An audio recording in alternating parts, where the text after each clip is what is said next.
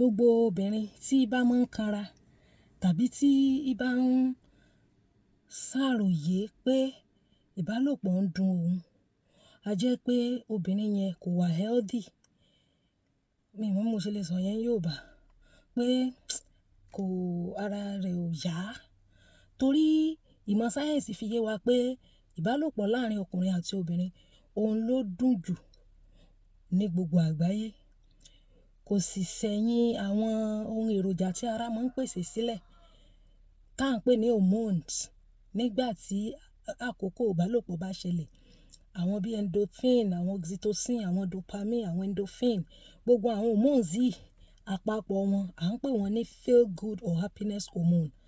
Ara àwọn ohun èròjà tí ara máa ń pèsè sílẹ̀ nígbà tá a bá ń jẹun bí àwọn digestive enzymes.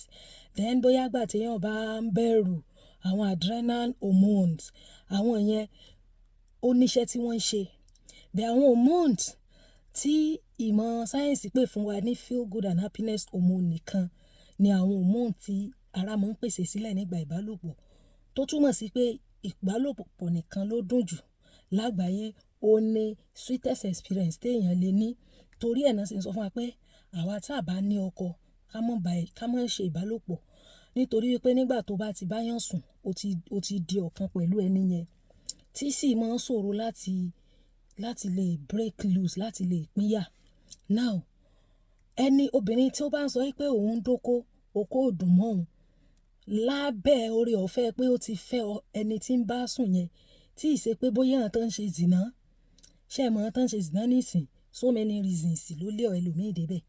Bẹ̀ àwọn tó ṣe wípé wọ́n ti lẹ́tọ̀ọ́ síra wọn, a jẹ́ pé ẹni yẹn ò wà healthy ni obìnrin tó bá ní ìbálòpọ̀ ṣùgbọ́n tí ó wá ń feel pain.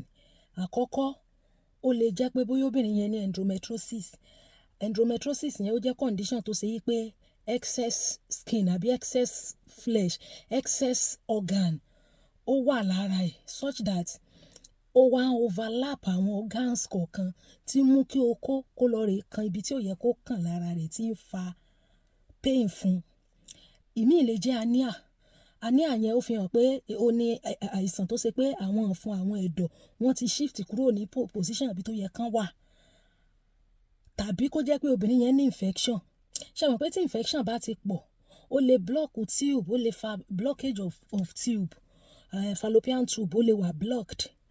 Tàbí bóyá infection téèyàn ń kó nílé ìgbọ̀nsẹ̀ tó ti wá accumulate jọ, ó lè máa fa pain fún obìnrin. Ṣé abẹ́ yẹn? Then àwọn obìnrin míì wà tán ní fúpà, tán gádà fúpà àwọn tó máa ń sanra, excess skin tó máa ń wà níbi òkè ojú ara yẹn. Then position tán fi ń bá obìnrin míì sùn ó lè fa pain fún. Torí bí stature obìnrin bá ṣe rí ló máa determine bẹ́ẹ̀ ṣe máa dó obìnrin. Obìnrin tó bá ga tó tún wá slim, bẹ́ẹ̀ ṣe dóoru obìnrin yẹn ó yàtọ̀ sóbìnrin tó kúrú tí ò ga. So tẹ bá apply style tẹ bá lò fún ẹni gíga, tẹ apply fún ẹni kúkúrú yẹn lè máa feel pain whereby kò ní infection kankan lára. Then another cause ó ní absent minded. Tóbìnrin bá wà absent minded and so many things lóbìnrin lè fi wà absent minded. Number one, bóyá ọkùnrin yẹn ṣe obìnrin yẹn.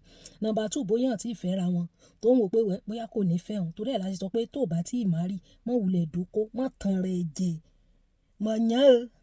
Then ẹlẹ́ẹ̀kẹta, bóyá tí ò bá sì fẹ́ mọ́, ara obìnrin yẹn ò dìde sí ọkùnrin mọ́. Don't forget that pain là ń sọ, ẹni tí okó máa ń dùn tó bá ń dóko máa ń dùn. You understand? Now, mo sọ pé tí obìnrin yẹn, a jẹ́ pé obìnrin yẹn kò wà healthy ni. Nítorí wípé ìbálòpọ̀ jẹ́ nǹkan tó jẹ́ pé ó yẹ kó mú ìdùnnú wá ni. Tó bá wá mú dàkejì wá, gbìyànjú kó rí nurse àbí doctor àbí pharmacist àbí anybody tó bá wà ní medical line. Bóyá o ti ní infection tó mọ̀ tàbí kó. Ẹ rí i pé nísìn ẹni tó bá ní malaria for example, kéèyàn kan ní malaria nsìn, kán wá gbé oúnjẹ tó dùn lẹ̀, oúnjẹ yẹn máa korò lẹ́nu ẹ̀. Ara àwọn symptoms ibà ni. Kò sí ni, kódà kán ṣe ògì, kán fi ṣúgà sí, kán fi míìkì, kán ṣàwọn mọ́ínmọ́ín tó rich dáadáa. Because the person is not healthy. The most yummy, the most delicious food will be bitter in the person's mouth. Kì í ṣe pé wọ́n mọ̀ parọ́ pé oúnjẹ yẹn korò. ó máa korò because ara rẹ̀ ò yá, ó ní malaria ni. Ṣóyé wa? So nígbà tí ara ò bá yá, téèyàn ò wà okay medically, téèyàn ò wà medically fit, something that's supposed to bring pleasure can bring pain. Just like ẹni tó ní malaria tí mo ṣàpẹẹrẹ yẹn nísìn, oúnjẹ máa korò. Kò sí oúnjẹ tó rẹ ẹlòmíì gan lost appetite kò ní lè jẹun tí tó bá treat malaria yẹn. Tó bá wá tààrà ẹ̀ bá ti wá yá tí ò wá sí malaria yẹn mọ́, tó bá wá dọ̀la oúnjẹ tẹ́ ẹ gbé fún un nígbà tó sì wà nínú àìsàn malaria yẹn tó korò yẹn, á wá jẹ oúnjẹ yẹn á wá dùn lẹ́nu ẹ̀ because pé ara ẹ̀ ti yá. Bẹ́ẹ̀ náà lórí tààrà èèyàn ò bá téèyàn ò bá wà healthy, nǹkan tó yẹ kó irú ẹni yẹn á lé òun dóko kó ń dùn òun feel pain because normal according to the setting tí Ọlọ́run gbé kalẹ̀, intercourse is the sweetest experience that God has provided for mankind, especially when it happens within the confinement of union and those who are married, and that is it. So please try to see doctor or nurse and you'll be fine. Bẹ́ẹ̀ náà ni tí body system ò bá wà well structured, tẹ́ni yẹn ara rẹ̀ ò yá, obìnrin tára rẹ̀ ò yá ló máa complain pé kó ń dùn òun. Fine, téèyàn bá jẹ́ virgin, bóyá virgin ni, there's all the tendency that she feels pain at the very first experience, which is normal. Whereby after that one, àfobìnrin tí ò bá lálàáfíà. So àwọn obìnrin tó ń sọ pé kó ń dùn àwọn, ara ń dùn àwọn yẹn, bóyá kán gbìyànjú láti rí doctor instead tó fi ní dóko tó máa kanra yẹn. Ṣóyẹ bẹ́ẹ̀ yẹn, try and see nurse or doctor. Tán bá bẹ́ẹ̀ run test, wọ́n lè sọ fún ẹ pé infection ló ní, àbí àwọn organ, àwọn system ẹ̀ kan ti wà shifted away from their correct position tó yẹ kán align. Are you understanding me? Probably bóyá torí ẹ̀ ló kó yẹn ṣe ló ń kan ibi kan tó jẹ́ bí egbò tó ti dégbò sínú, wàá wá máa kanra mọ́ ọkùnrin yẹn. Unfortunately, ò ní mọ̀ pé wọ́n lára rẹ̀ ò yá.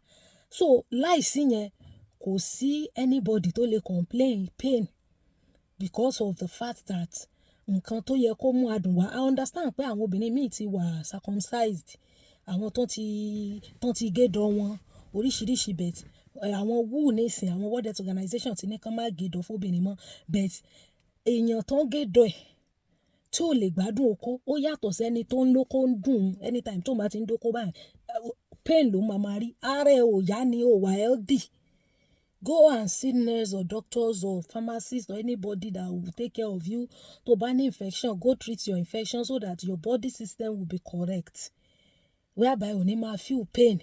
Then ẹlòmíì wà bẹ́ẹ̀ yẹn tó jẹ́ pé àwọn kíní toilet disease, infection tó ti kó tó ti fa pain fún, tó jẹ́ pé bóyá àwọn wall ara ẹ̀ ti wà peeled off tó ti dégbò. Ẹlòmíì á máa complain pé àtọ̀ máa ń tà òun, á dàbí ata.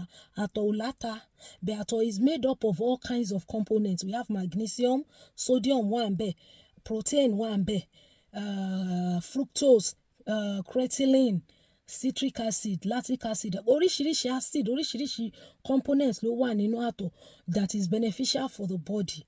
So ibi tó bá ti bó, tó bá ti peel off, ẹ lè expect kí irú nǹkan bẹ́ẹ̀ yẹn kan kó má wà purplish because it is logical. Ẹni tó bá légbò ń sìn tẹ́ wá lọ bomi ata sí egbò yẹn, ó máa ta, tàbí tẹ́ ẹ bu omi sí. Are you understanding me? Kó omi yẹn gan má láta, the fact that the egbo has been opened. So when you have a cut or you have a wound on your body, you treat yourself. Àfi tó bá jẹ́ wípé obìnrin yẹn ń pretend ni, tí bá ń pretend. Bẹ́ẹ̀ tó bá jẹ́ pé òótọ́ ló ń fi pain ní tòótọ́, instead tó fi wá mọ́ tanra ẹ, tó wà kó bá yá ara ẹ, tó dálé ara ẹ rú, lọ rèé wá nọ́ọ̀sì tí ó tọ́jú rẹ àbí dókítà tí ó tọ́jú rẹ fún ọ lábẹ́rẹ́ tára rí ó yá, tó fi ní máa feel pain fún nǹkan tí ò yẹ kó mú pain wá. Tó bá sì mọ̀ pé ara rẹ ló ń tàn ọ́ feel pain kankan kẹ́ra ni, it is well lọ́rọ̀ rẹ. Tọ́lọ́run bá ṣe pé kíní bí ṣe bí wọ́n fẹ́ yàwó ni, it is well nínú okó dàpọ̀ ìdónù. Níwọ̀ tó bá mọ̀ pé òótọ́ ní lára ń dùn ọ́ o. Mo ti sọ mo ní endometriosis, mo ní hernia, ẹni tó bá ní hernia tán fún ìdọ́nú ẹ̀ tí wọ́n ti shift kúrò position bí tó yẹ kán wà. Ẹlòmíì ní infection, tàbí ẹlòmíì fúpà. Ṣé ara àwọn tán máa ń ní fúpà yẹn, àwọn tán máa ń sanra ni, tán máa ń sanra, tán máa ń sanra, wọ́n á tún kúrú mọ́lẹ̀. Irú àwọn yẹn ẹ lè sọ pé ẹ fẹ́ raise wọn àbẹ́ fẹ́ twist wọn the way bẹ́ẹ̀ ṣe twist èèyàn tó ga. In fact mo ka journal kan gbà kan, journal yẹn ò sọ pé orí bẹ́ẹ̀dì gan, ó ní bed is a place of comfort ni, pé àwọn flat surface, àwọn surface, àwọn kan wà tẹ́ pé stature wọn àbí ìdí tán ní lè dó wọn lórí bẹ́ẹ̀dì, kò ṣe gbogbo òdì náà ń dó lórí bẹ́ẹ̀dì, ẹni tó sanra tó tún wá nídìí, look for a flat surface, bóyá a chair or a table or tiles or anything, ẹni tó ti nídìí already, ìdí yẹn ti serve as mattress, ọ̀tún lè gbé dìrà bàtà sórí mattress again, pain ló máa fà fúnrú obìnrin yẹn. Lè raise èèyàn tó kúrú tó tún wá sanra, kò wá raise ẹ̀ the way bó ṣe fẹ́ fold èèyàn tó ga to your shoulder, because study sọ pé èèyàn táwọn tán máa ń ga yẹn ara wọn máa ń fò sókè ni, ara wọn máa ń jìn sí, the more tẹ bá ṣèṣì ń fọwọ́ kàn wọ́n ara wọn máa jìn sí, àwọn tán bá ga òbó wọn máa ń fò sókè, èèyàn tó bá kúrú ara ẹ̀ máa ń sọ̀kalẹ̀. Then ẹ̀yin ọkùnrin tó kó yín bá kéré ẹ má máa aim at àwọn obìnrin tán bá ga, because ìwọ tó kó ẹ kéré bóyá 4 inches àbí 5 inches ló kó ẹ tó lọ fẹ́yàn tó ga, ó ṣeé ṣe kó o má débì kankan lára ẹni yẹn, whereby she will continue to complain. Pain ni mo tiẹ̀ fẹ́ fi léyìí àfi fídíò yìí address, ìwọ tó bá mọ̀ pé okó ń dùn ẹ́ rather than pé kó dùn mẹ́, lọ tọ́jú ara ẹ ò yá ni, ò wà healthy, ó ti yẹ bẹ́ẹ̀ yẹn, ò wà okay ni, go take care of yourself so that you will not be feeling pain for something that God said it should bring pleasure. So bó ti jẹ́ nìyẹn, ẹ má jà gbàgbé landness home and property fún gbogbo àwọn olóríire tá a fẹ́ ra lẹ̀ ní Ogun State, tá a fẹ́ ra lẹ̀ lẹ́kọ̀ọ́, a ní lẹ́kọ̀ọ́, a ní nìbàdàn, a ní lógún State náà, a ní lé Ìkòròdú náà, ẹ̀ ń bá fẹ́ rà kò sí wàhálà. 09066989877 òní nọ́mbà landness home and property. Then àwa tá a bá ra lẹ̀ ra lé ẹ má jà pé nọ́mbà wọn o mọ̀ yán o, tọ́rọ́pọ̀lọpọ̀ wa tán rá ní tá a bá ti pè báyà á lè mi náà fẹ́ bá sọ̀rọ̀, èmi kọ́ lèmi ní nọ́mbà yìí, èmi gé ìgbé kọ́ọ̀lù nọ́mbà tèmi gan ló dé píkì o. Ìwọ tó bá sì ti lọ́kọ mọ́ dòkó, bọ́ bá wù ọ́ kó náà kan náà sọ̀rọ̀ okó àtòbò tí mo ka mọ̀ ń sọ o, ọwọ́ mi rẹ̀ ọwọ́ adé agbo funfun nẹni láì wọ gílọ́ọ̀fù, bọ́ bá ti lọ́ọ́ dóko okó ò sí fún single o, àwọn tí wọ́n ti marry ńlọ wà fún mọ̀ yán o, bọ́ bá ti wù ọ́ ní ìsìn bẹ́ẹ̀ bó ti jẹ́nu, ìwọ tó bá mọ̀ pé o fẹ́ dóko rèé ní ọkọ, so kò sí ọ̀nà. Ọjọ́ tá a bá máa ṣe live stream máa create awareness, then ẹ má jà gbàgbé Princess and Honey paint, gbogbo àwọn olóríire tá a fẹ́ kunlé, then àwa painter náà tá a gba contract tá à ń wọ́dà gidi tí ó gbèsè wa yọ, ẹ̀já kan sì lè ṣe Princess and Honey paint, ọ̀dà àwọn ọ̀dà téèyàn lè guarantee téèyàn lè fọwọ́ ẹ̀sọ̀ yà ni, kódà company yẹn mo ti ṣe ń bẹ̀rẹ̀ dáadáa láyé tipẹ́tipẹ́ gbà téèyàn ṣàn mí ní àjọ òbun, so ọ̀dà tí ó fi hàn lọ́kàn balẹ̀ ni fún àwa landlord tá a ṣe ìkọ́lé tá a fẹ́ kunlé, then àwa tá a jẹ́ painter tá a fẹ́ kunlé náà, ẹ̀já kan sí Princess and Honey paint, nọ́mbà àwọn náà ni àti display sí ojú screen wa yẹn, ìwọ tó bá ń dóko tó kó ń dùn ẹ̀ lọ rèé rí dókítà rẹ, tó bá sì mọ̀ pé Ọlọ́run pa kò dùn ọ́ má wulẹ̀ tán rẹ jẹ, so it is well with us, ẹ ṣeun gan, thank you.